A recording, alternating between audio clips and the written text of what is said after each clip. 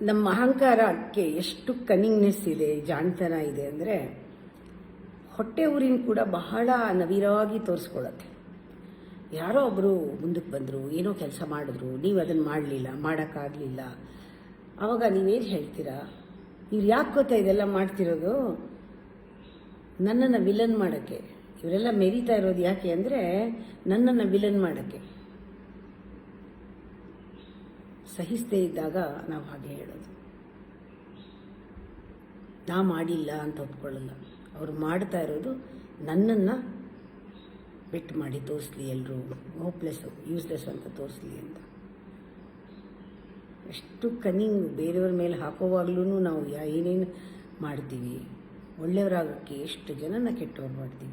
ನಾವೆಷ್ಟು ಒಳ್ಳೆಯವರು ಅಂತ ಪ್ರೂವ್ ಮಾಡ್ತೀವೋ ಅಷ್ಟು ಜನನ ಕೆಟ್ಟವರು ಅಂತ ಪ್ರೂವ್ ಮಾಡಿರ್ತೀವಿ. ಎಂಥ ಆಟ ಮಾಯೆ ಅದು.